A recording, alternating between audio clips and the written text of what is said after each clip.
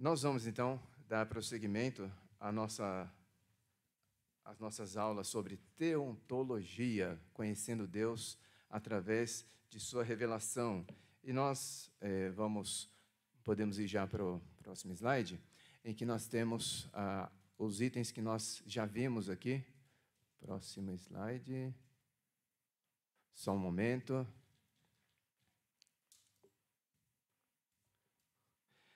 Nós temos visto aqui algumas definições, né, sobre a teologia, teontologia, o que é teologia, o que é teontologia, falamos sobre Deus. Então, nós vemos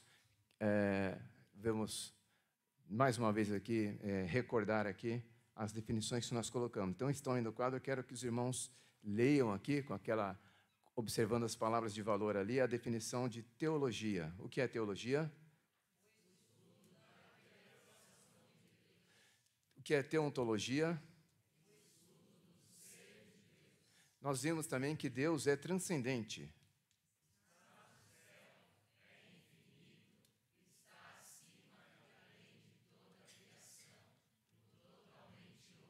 Vimos também que Deus é imanente.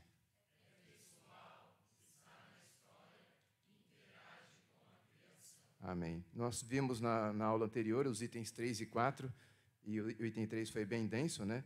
Mas nós vimos essa definição aqui sobre a Trindade. Então, a definição de Trindade, por favor. Três pessoas divinas, distintas, iguais entre si e eternas. Nós vimos a definição de Trindade imanente. Vimos a definição de Trindade econômica.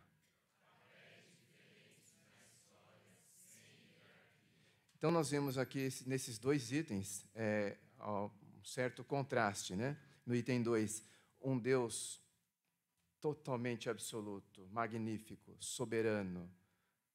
A terra e os céus não poderiam contê-lo, mas Ele se imanentiza, Ele é uma pessoa, Ele nos trata assim, Ele se manifesta pessoalmente a nós, né? Então, Ele é transcendente, mas também é imanente, e vimos o auge disso na pessoa de Cristo se tornando um de nós. E na questão da Trindade, nós vimos que nós temos o que chamamos de Trindade imanente, num significado diferente do imanente lá do item 2, né? Em que nós estamos querendo falar sobre a Trindade propriamente dita, eterna, fora, além do tempo. Num sentido vamos dizer, no sentido transcendente do item 2, né? E a Trindade econômica, nós vemos que essas pessoas iguais e eternas se manifestam ao longo da nossa história. Deus constrói uma história e se coloca nessa história, e essa história é a história da redenção. Nós apreciamos também os atributos de Deus, e pelos atributos de Deus,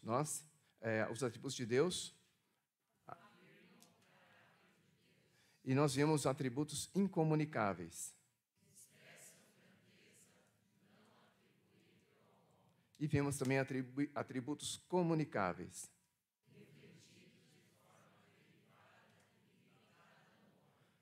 E nós, naquilo que é revelado na palavra de Deus, nós tentamos fazer definições, sermos didáticos em relação àquilo que aprendemos sobre Deus, e é disso que se trata de didática. Deus é muito mais do que qualquer coisa que nós possamos descrever. Mas esse Deus grandioso, Ele se revela, que nós vemos lá no item 1, né?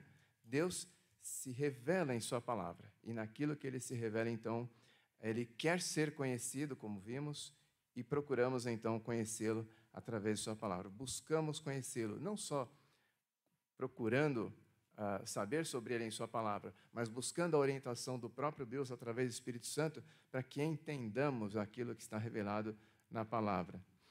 E hoje nós vamos prosseguir nos itens 5 e 6, falando sobre as obras de Deus e o governo de Deus, ou a providência de Deus. E o que poderíamos pensar sobre esses itens seria algo como e quando tudo veio a existir, por meio de quem tudo veio a existir, por qual motivo as coisas vieram a existir. E dentro de tudo isso que veio a existir, como Deus se envolve com isso, como Deus sustenta todas essas coisas, como Ele age na criação e na história, é o que nós apreciaremos no item 6. E vamos então para os nossos temas de hoje, no próximo slide. Nós vamos começar falando então das obras de Deus, e falando das obras de Deus, falamos especialmente da criação. O texto básico da criação, conhecidíssimo, a primeira página da Bíblia, nós vemos lá que no princípio Deus criou todas as coisas. E vemos ali em Gênesis 1 a descrição da criação. E naquele texto nós vemos a coisa colocada de uma forma categórica. Deus criou todas as coisas. As Escrituras afirmam que Deus é o Criador de todas as coisas, e os pontos essenciais dessa doutrina podem ser resumidos nos itens que nós veremos aqui. O primeiro item que está ali é que a criação é obra do Deus Trino. Vimos isso na semana anterior, né? Aqui as três pessoas da Trindade estão envolvidas ali nos primeiros versos de Gênesis. E aqui nós queremos, então, apreciar essa verdade, né? Nas Escrituras, a obra da criação é atribuída ao Pai, mas o Filho também participou da criação, assim como o Espírito Santo. E agora sim nós vamos aos textos ali. Primeiramente, nós temos aí 1 Coríntios 8, 6, em que é dito lá, Paulo nos diz: no entanto, para nós, há um só Deus, o Pai, de quem todas as coisas procedem e para quem vivemos, e um só Senhor Jesus Cristo, pelo qual todas as coisas existem. No mesmo versículo nós temos a afirmação tanto de Deus como nosso Pai, Deus o Pai, quanto do Senhor Jesus Cristo como as pessoas que deram origem a toda a criação. Não bastasse isso, nós temos outras declarações específicas sobre o Filho. Lá em João 1, verso 3, depois de ter falado que no princípio era o Verbo estava com Deus, o Verbo era Deus e todas as coisas foram feitas por Ele, né? Aliás, aqui no verso 3 é dito, né? Todas as coisas foram feitas por intermédio dEle, e Ele é o Verbo, né? E sem Ele, o Verbo, nada do que foi feito existiria. Então vemos aqui a declaração categórica de que o Verbo é Criador. E para completar esse quadro, né, nós temos uma declaração como do Salmo 104, verso 30. Eu coloquei na nossa versão, na Almeida 21, e também na Revista Corrigida, que vai colocar um entendimento mais específico, né? Na nossa versão é dito: envias teu fôlego e são criados, e assim renovas a face da terra. O André sempre cita aqui a palavra hebraica referida aqui, né? O ruah de Deus, né? O Espírito de Deus, o fôlego de Deus. Então nós temos fôlego de Deus na nossa versão século 21, e a versão Revista Corrigida já traz para nós: envias o teu Espírito e são criados, e assim renovas a face da terra. Então temos aqui uma menção do fôlego de Deus, ou do Espírito de Deus envolvido na criação, assim como temos já Gênesis 1, verso 2, em que é dito que o Espírito estava lá na criação. E esse primeiro item, então, podemos voltar lá para a apresentação, esse primeiro item nós estamos afirmando que não somente uma pessoa da Trindade estava lá na criação, não somente Deus o Pai estava na criação, mas a Trindade estava lá, assim como já estava nisso que nós temos dito aqui, que é a eternidade, que é fora do tempo, que é além do tempo, nessa dimensão que nós não sabemos definir e entender. Deus já estava lá. No princípio, né? No princípio, Deus criou os céus e a terra. Já havia algo, Deus já estava lá, mas tudo que veio a existir depois é obra do Deus Trino, porque o Deus Trino já estava lá para trazer à existência todas as coisas. Nosso item B, nós vamos trazer outra coisa importante aqui, de que a criação foi um ato livre de Deus, um ato da livre vontade de Deus. Foi por vontade de Deus que todas as coisas vieram a existir e para a sua glória. Deus não precisava criar céus e terra. Ele é satisfeito em si mesmo, como nós vemos no atributo da aceidade. Deus é satisfeito em si e de si mesmo. A criação do mundo, portanto, não é uma necessidade de Deus, mas um ato de sua livre vontade. Por isso, toda a criação glorifica a Deus, ainda que esta criação esteja submetida a o que algumas versões chamam de futilidade, por causa do pecado. Mas o propósito de Deus é redimir a criação, e nós vemos isso nos textos que estão a seguir aqui. Vamos aos textos. Primeiramente, nós temos o texto de Apocalipse 4:11, em que é dito lá: Nosso Senhor e nosso Deus, Tu és digno de receber a glória, a honra e o poder, porque Tu criaste todas as coisas e por Tua vontade elas foram criadas. Foi pela vontade de Deus que tudo foi criado. Não houve nada que coagisse Deus a criar algo. Não havia uma necessidade fora dele, maior do que ele, que o levasse a criar algo. Foi algo da vontade de Deus. Temos também o Salmo 19:1, nós falamos aqui que a criação, então, glorifica a Deus. Salmo 19, verso 1 diz que os céus proclamam a glória de Deus e o firmamento anuncia as obras das suas mãos. E mencionamos também que esta criação que glorifica a Deus, ela está corrompida, e ela está submetida à futilidade, ou na nossa versão aqui é dito assim, porque a criação ficou sujeita à inutilidade, não por sua vontade, mas por causa daquele que a sujeitou, na esperança de que também a própria criação seja libertada do cativeiro da degeneração para a liberdade da glória dos filhos de Deus. Nós aguardamos uma glorificação, nós aguardamos a consumação da redenção. E vemos aqui por esse texto que a consumação da redenção inclui não somente nós mesmos, mas o próprio ambiente no qual Deus nos colocou. Esta criação aguarda esta regeneração. É dito nesse capítulo que a terra geme, aguardando, então, essa redenção dos filhos de Deus. E a criação, então, é isso. A criação, que é um ato do Deus Trino, é também um ato da vontade de Deus, um ato livre de Deus. Voltando à nossa apresentação, no item C, nós vemos que a criação é um evento histórico. A criação é um fato. O texto de Gênesis deve ser entendido como uma história verdadeira. E nós vamos apreciar dois textos aqui. Podemos ir lá para os textos. Primeiro, o Salmo 136 vai citar alguns eventos históricos do povo de Deus. E dentre esses eventos históricos, olha o que ele vai dizer. A partir ali do verso 5 é dito: Aquele que fez os céus com entendimento, pois seu amor dura para sempre. Aquele que estendeu a terra sobre as águas, pois seu amor dura para sempre. Aquele que fez os grandes luminares, pois seu amor dura para sempre. O sol para governar o dia, pois seu amor dura para sempre. A lua e as estrelas para comandarem a noite, pois seu amor dura para sempre. Até aqui ele está fazendo referências à criação. Então, no verso 10, aquele que feriu os primogênitos do Egito, pois seu amor dura para sempre, que tirou Israel do meio deles, pois seu amor dura para sempre. E o Salmo vai prosseguir com outros fatos históricos, e junto com esses fatos históricos é dito que ele fez os céus com entendimento, que ele estendeu a terra sobre as águas, que ele fez os luminares. Ele criou todas as coisas, isso é um fato histórico. E não somente isso, mas nós vemos lá no Novo Testamento que o próprio Jesus, ele faz várias afirmações, e os apóstolos também, que dependem do fato de que a narrativa da criação em Gênesis seja uma história verdadeira, não uma mera força de expressão, uma mera poesia, algo assim, mas a descrição de algo que realmente aconteceu. Mateus 19, verso 4, em meio a uma argumentação, Jesus responde: Não lestes que desde o princípio o Criador os fez homem e mulher? E o texto vai continuar.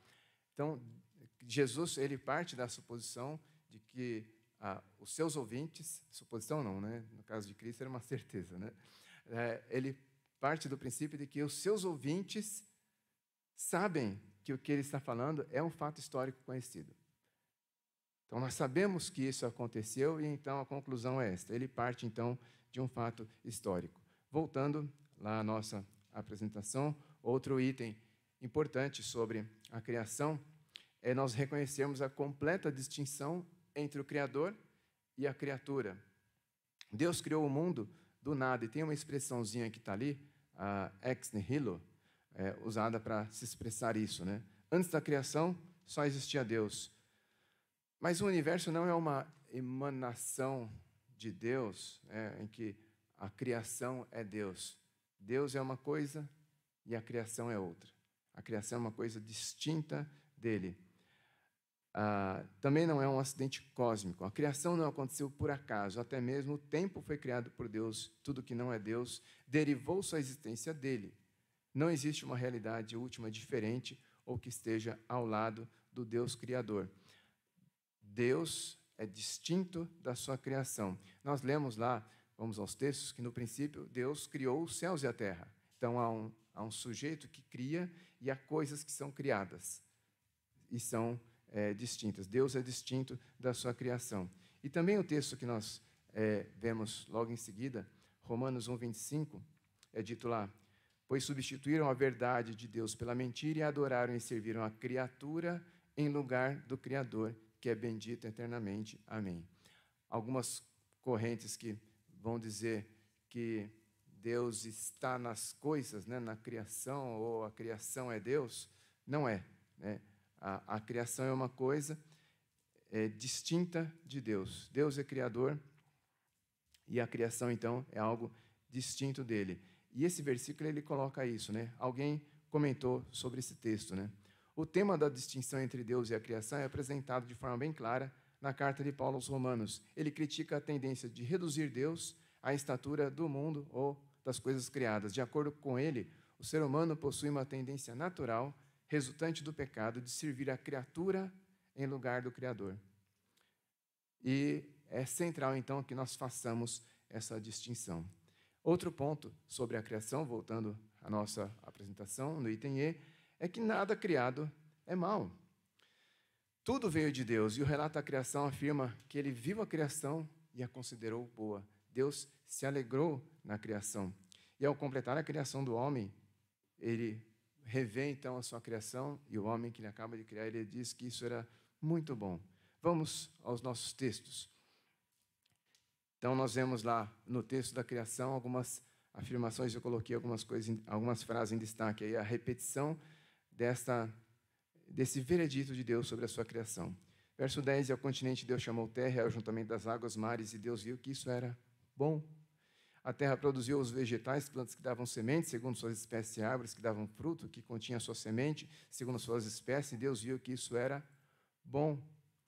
Para governar o dia e a noite, ele está falando dos luminares, do dia e da noite, para governar o dia e a noite, para fazer separação entre a luz e as trevas, e Deus viu que isso era bom. E Deus criou os grandes animais aquáticos, todos os seres vivos que se movem, os quais as águas produziram segundo suas espécies, e toda ave com asas segundo a sua espécie, e Deus viu que isso era bom. E Deus fez os animais selvagens segundo suas espécies, e o gado segundo suas espécies, todos os animais da terra que rastejam segundo suas espécies, e Deus viu que isso era bom. E o verso 31, depois de haver relatado a criação do homem, Deus viu tudo quanto fizera. E era muito bom. E foram-se a tarde e a manhã, o sexto dia. Tudo criado por Deus é bom. Nada criado por Deus é mau. Voltamos então à nossa apresentação. E é tudo o que nós queremos afirmar agora sobre a criação de Deus. Esses pontos que nós apreciamos aqui. De que a criação é obra da Trindade, de que a criação é um ato da livre vontade de Deus, é um evento histórico, que o Criador e a criatura são distintos e nada que Deus criou é mau. E agora queremos entrar nesse outro item bem importante sobre o governo de Deus, também chamado providência de Deus. O governo de Deus é a ação de Deus na criação que se dá por meio de sua providência. E isso é o seu cuidado permanente sobre toda a criação, guiando a história e dirigindo todas as coisas para o seu fim determinado. Deus faz a história, Deus dirige a história. E nós vamos ver isso em alguns textos que nós vamos apreciar, antes de mais nada, Efésios 1:11 diz que Deus é aquele que faz todas as coisas conforme o conselho da sua vontade. O Salmo 115, verso 3 diz que Deus faz tudo o que lhe agrada. Mas há um texto bem interessante sobre a providência, também chamada criação continuada, que é essa realização soberana de Deus na história. E nós temos então esse texto em Gênesis 50, 20. Quando nós chegamos a esse ponto, nós já lemos praticamente todo o texto de Gênesis, em que nós vemos o relato, entre outras coisas, de uma família problemática. De uma família problemática, mas uma família que Deus chamou. São os seus escolhidos. Desde o seu patriarca Abraão, passando por Isaac, chegando em Jacó. Jacó então tem os seus 12 filhos. Jacó teve o seu nome mudado para Israel. E então os filhos de Jacó são os filhos de Israel. Assim eles são tratados no livro seguinte, o livro do Êxodo.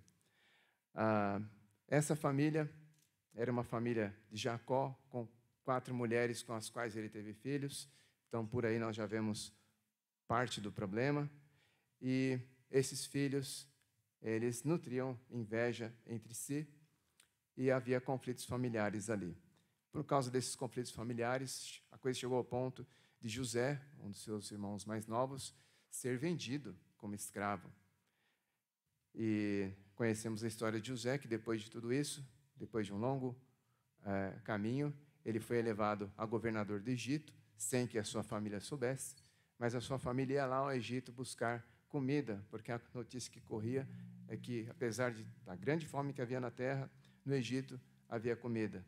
E então, os irmãos de José vão até lá e José está preparado para recebê-los. Ele reconhece seus irmãos não reconhecem de início, mas depois tudo se esclarece. E depois de tudo esclarecido e de morto o pai, os irmãos receiam. Agora é a nossa hora, né? Agora que não tem mais o nosso pai aqui com a gente, o irmão vai acabar com a gente. Ele vai se vingar de nós. Mas José intervém dizendo que ele não estava em lugar de Deus. E ele vai fazer essa declaração magnífica que nós temos aqui em Gênesis 50, 20.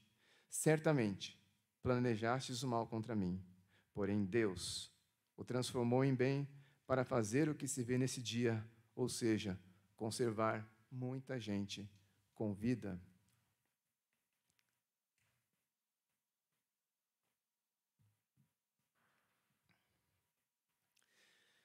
Veja a compreensão que Deus deu a José do papel que ele estava desempenhando. A história era uma história triste, como é a história da humanidade. A história relatada na Bíblia e a história que nós podemos conhecer em qualquer fonte não é apenas e simplesmente a nossa história. É a história de Deus agindo em nosso meio. A Bíblia não é sobre nós, sobre pessoas oprimidas que superaram a sua opressão. A Bíblia é sobre Deus escolhendo pessoas para cumprir os propósitos dele. E a providência trata sobre isso. E José entendeu isso. José foi levado por Deus a entender isso e a comunicar isso aos seus irmãos. E aquilo que poderia ser apenas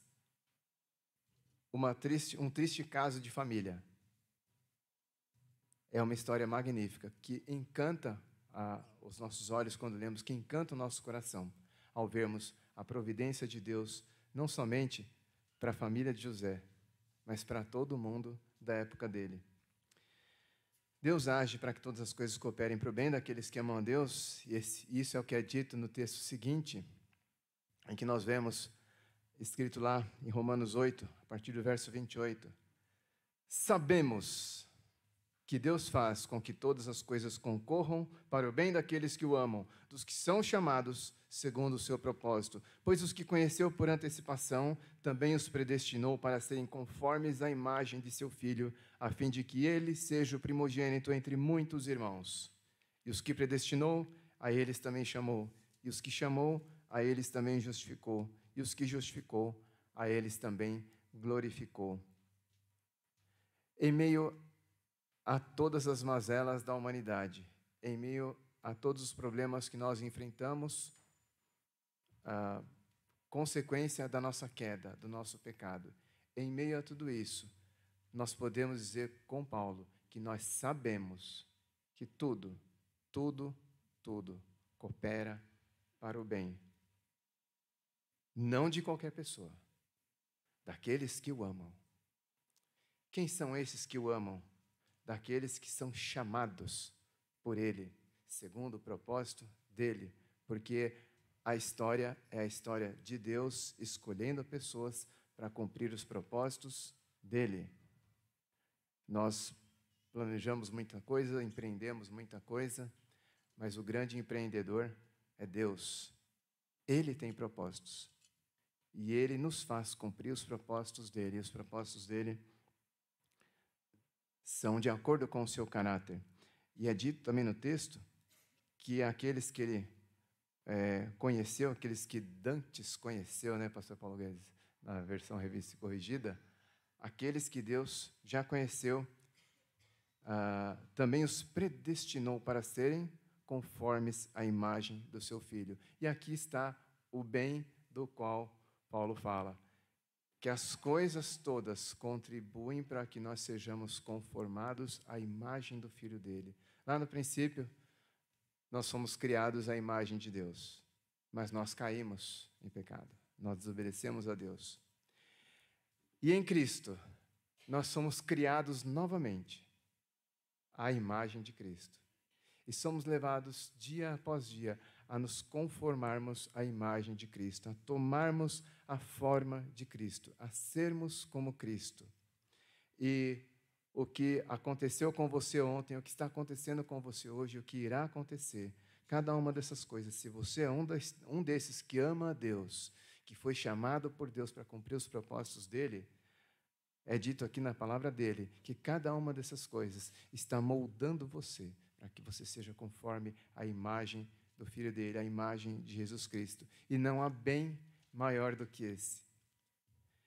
Até porque o texto não para aqui.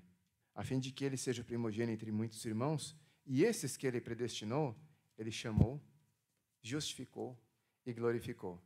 E temos aqui então essa forma de verbos no passado, para falarmos até de coisas que vão acontecer no futuro, né? Falamos agora há pouco que nós aguardamos uma consumação da redenção. Paulo diz que aquilo que é corruptível se revestirá de incorruptibilidade. Está lá em 1 Coríntios 15. Aguardamos por isso. Mas Paulo, isso é tão certo nos planos de Deus que Paulo pode dizer que a eles também glorificou. Isto é certo, isso não é uma hipótese. Se eu me comportar bem, se não tiver uma praga de gafanhotos, se não houver uma declaração desastrada de um político, não tem nada colocando isso em dependência. Deus,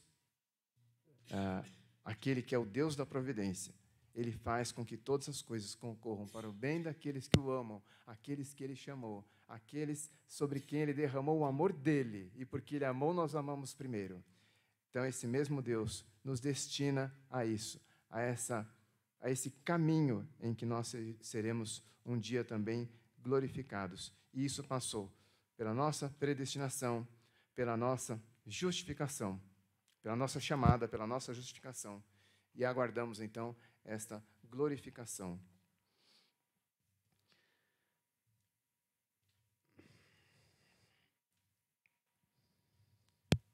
E nós, voltando para a nossa apresentação, nós vemos que o governo de Deus, ou a providência, que é o cuidado da criação, desse Deus que guia tudo ao fim determinado por Ele, se dá através de 3 formas, vamos dizer assim, 3 elementos da providência que nós vamos considerar aqui. E esses 3 elementos são a preservação, a concorrência e o governo de Deus. Então, esses 3 itens, nós vamos procurar falar dele. Alguns teólogos tratam da providência de Deus, tratando esses 3 itens. Nós já vimos que a providência de Deus é a ação de Deus sustentar a criação por meio da proteção e do sustento dos elementos ou membros da criação e preservar todas as coisas em seu ser e duração. E nós temos, então, neste item da preservação, um texto que está lá na carta aos Hebreus, capítulo 1, verso 3, em que é dito: Ele é o resplendor da sua glória e a representação exata do seu ser, Está falando do Filho. E falando sobre o Filho, ele diz, sustentando todas as coisas pela palavra do seu poder. Sustentando todas as coisas. O Filho, que é Deus, sustenta todas as coisas. Deus sustenta todas as coisas. Voltando lá para os nossos itens, esse Deus que sustenta todas as coisas, no item sobre concorrência, nós queremos falar sobre o livre uso que Deus, que é a causa primária, faz de meios ou causas secundárias para alcançar seu fim, o triunfo de sua causa e do seu reino. E falamos aqui, por exemplo, de nós mesmos, servos de Deus, somos uma causa secundária através da qual Deus realiza coisas. Deus realiza coisas através da criação. Deus realiza coisas através de pessoas que não o conhecem. Mas Deus está por trás de tudo o que acontece, mesmo das pessoas que não o conhecem. Então, isso é o que nós queremos dizer com causas secundárias. Deus é o princípio ativo e determinante de tudo o que acontece, sem, entretanto, haver nenhum envolvimento com o pecado, pois o homem comete o pecado por sua livre agência. Deus não criou o pecado. Nós acabamos de ver que nada que Deus criou é mal. Então, não há aqui qualquer sugestão de que Deus tenha dado ocasião para o mal. Os pecados dos homens estão sob o governo divino e ocorrem de acordo com a predeterminação e o propósito de Deus.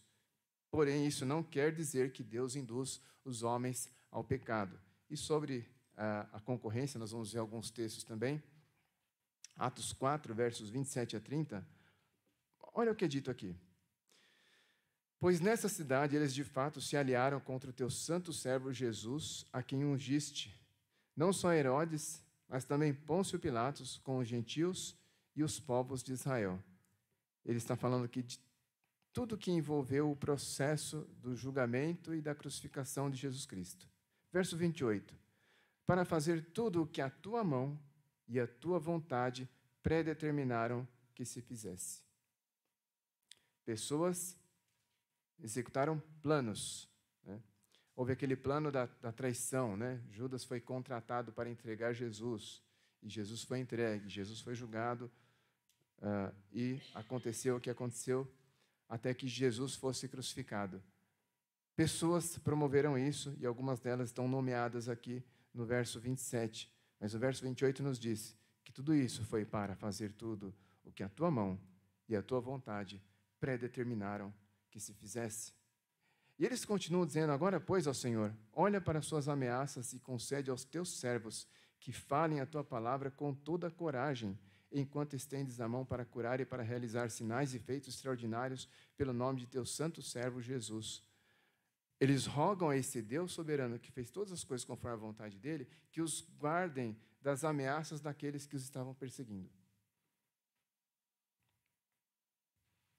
Eles creem no Deus da providência e, por isso, se dirigem a Ele. Apesar de os discípulos confiarem que os acontecimentos referentes à morte de Cristo foram predeterminados pela vontade divina, isso não era motivo para que eles considerassem que os atos pecaminosos dos homens eram desculpáveis. Ele diz, olha para as suas ameaças. Eles suplicam mais coragem, pois sabem que, no fim, Deus usa o pecado, a miséria e a loucura humana para transformar o mal em bem. A relação de Deus com os ímpios é de eficiência, não é de mera permissão. É Deus quem está fazendo todas as coisas. Não é algo como se fosse uma pausa na providência de Deus, ou pior, né, como se fosse algo que Deus olhasse e falasse, e agora? Eu preciso fazer alguma coisa, quem vai me defender, né? Deus não precisa de ninguém que o defenda. Ele é o herói, Ele é o que está fazendo todas as coisas conforme a sua vontade. A queda aconteceu como um ato de rebelião contra Deus, não como sua ação direta. Portanto, de acordo com o Salmo 115, verso 3, que é dito que Deus faz tudo que lhe agrada, todos os ímpios estão debaixo do poder e da direção de Deus, e mesmo as más intenções dos homens são usadas para realizar o bem que Deus intenta fazer.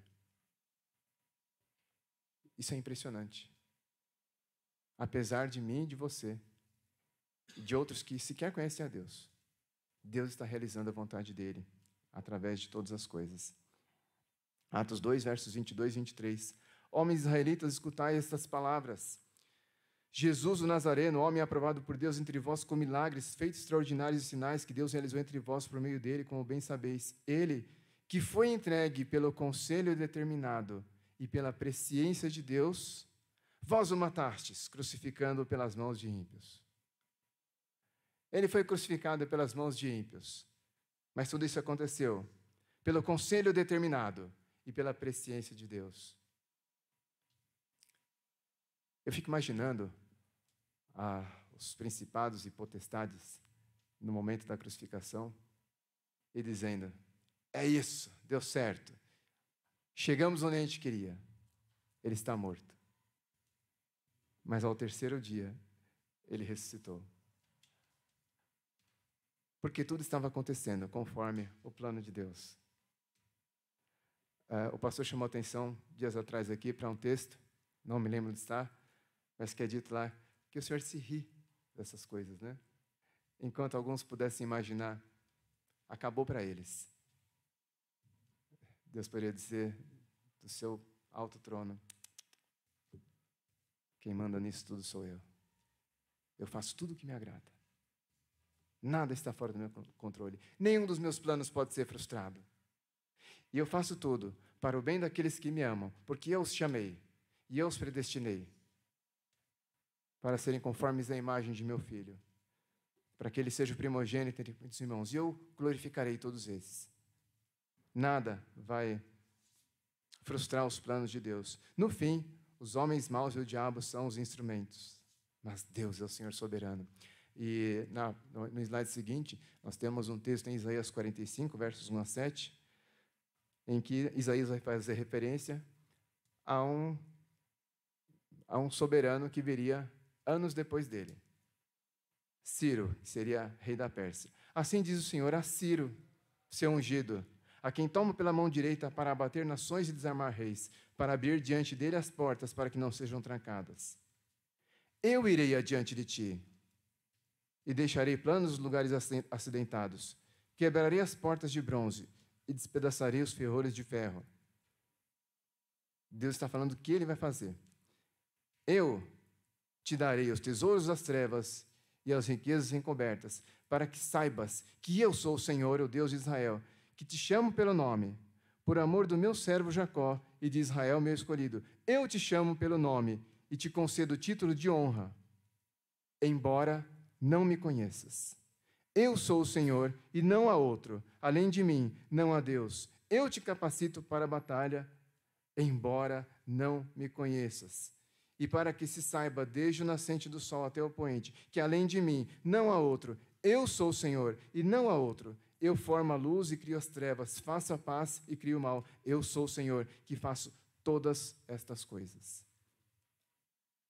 Os homens estão aí fazendo planos. Nós vemos guerras, rumores de guerras, muitas providências, gente poderosa se achando.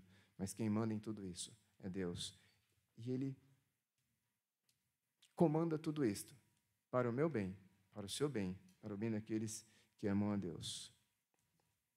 Todos os ímpios, mesmo os anjos caídos, fazem aquilo que é contrário à vontade de Deus, obedecendo a seu comando. Mas, por causa da onipotência de Deus, é impossível àqueles realizarem qualquer coisa contra esta vontade, pois, enquanto agem em oposição à vontade de Deus, ela é cumprida por eles.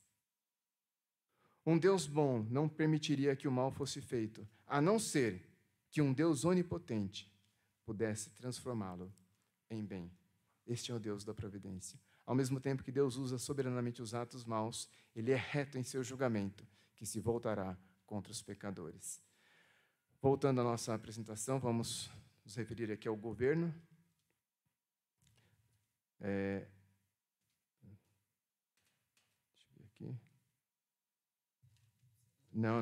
Nós vamos ao item G, tem alguma falha aqui na minha anotação. Providência ordinária e extraordinária é outra coisa que nós precisamos falar aqui. Assim, me perdoe, irmãos. O governo de Deus, que é o item que ainda está lá no item F, é a ação de Deus dirigindo toda a história e criação através das leis que Ele mesmo estabeleceu. E é dito que no governo temos uma forma clara a ideia de providência, já que a preservação e a concorrência que nós já vimos existem dentro do propósito definido por Deus. É difícil diferenciar essas ações de Deus. É difícil definir Deus.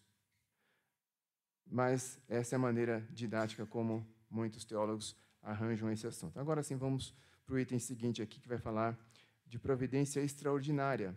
Porque aqui nós estamos falando da ordem das coisas, mas, por vezes, coisas extraordinárias acontecem pela mão de Deus.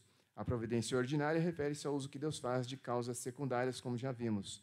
E a providência extraordinária refere-se à ação imediata de Deus, sem as causas secundárias, o que nós chamamos de milagres. São essa providência extraordinária de Deus. E temos os textos em Deuteronômio 6, verso 22. Diante dos nossos olhos, o Senhor fez sinais, maravilhas, grandes e terríveis contra o Egito, contra o faraó e contra toda a sua casa. Hebreus 2, verso 4, e juntamente com eles, por meio de sinais, Deus testemunhou feitos extraordinários, diversos milagres e dons do Espírito Santo, distribuídos segundo a sua vontade. Sempre há um propósito nessas realizações sobrenaturais. O mundo físico continua em operação, como sempre, mas uma força sobrenatural é introduzida por Deus. Os milagres não foram realizados arbitrariamente ou por capricho de alguém, mas por propósito de Deus. Não são meras exibições de poder. Especialmente durante o ministério de Cristo e a fundação da igreja, os milagres aconteceram com propósitos bem definidos. E devemos então reconhecer também que Deus pode sim agir e age através de formas extraordinárias. E por fim, nós vamos apreciar a questão da oração em meio à providência, que é o nosso último item aqui. E nós vemos então que Jesus nos ensina a orar, declarando a majestade do Pai, expondo nossas necessidades e concluindo então com uma ação de louvor a Deus. E nós vamos apreciar esses itens indo para o nosso texto final, que está lá na oração que Jesus nos ensinou. Nós temos aí em azul o texto propriamente dito, e então estou colocando em meio ao texto os itens citados aqui no estudo. Os discípulos são ensinados a orar. Essa oração contém uma introdução que afirma que o Pai de todos os cristãos reina nos céus e é a esse que nós dirigimos nossa oração. E seguem-se então sessões falando da majestade de Deus, da necessidade dos filhos de Deus e conclui então com uma doxologia, um louvor a Deus. A primeira súplica trata do desejo que o nome de Deus seja santificado por meio da transformação daquele que ora. Pai, santificado seja o teu nome. A segunda petição é um pedido para que o reino venha. Esse reino pertence a Deus, Ele é o Criador de todas as coisas, e por isso, então, nós clamamos que o Senhor da história esteja conosco. A causa primária, Deus se agrada de usar as causas secundárias, e no caso, Ele se agrada de que nós oremos a Ele, para levar adiante, levar avante o seu propósito santo. A oração prossegue com uma terceira petição, que é para que a vontade de Deus seja realizada, assim na terra como no céu.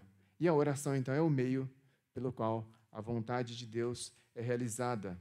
Não é o meio de impormos algo a Deus, mas quando nós nos aproximamos de Deus, nós mesmos somos mudados por Ele. E então, são tratadas as necessidades dos filhos de Deus. O pão que engloba qualquer necessidade que tenhamos, não somente de alimento, mas tudo que precisamos para a nossa sobrevivência. Perdão que deve ser experimentado e repartido, e livramento do mal ou da ação do maligno. Somos instruídos a pedir tudo o que nos é necessário, mas também somos ensinados que tudo o que recebemos provém da boa mão de Deus. E a oração se encerra com uma fórmula de louvor, lembrando que o reino, o poder e a glória pertencem exclusivamente ao Deus soberano, ao Deus da providência. É assim que Jesus nos ensina a orar. E é adequado terminar a oração glorificando a Deus, porque isso expressa o reconhecimento de que tudo que somos e que tudo que temos provém da boa mão de Deus. E tudo isso é recebido pelo meio que Ele mesmo estabeleceu, a oração. Deus quer que eu e você nos dirijamos a Ele em oração. E no simples ato de orar, já somos abençoados.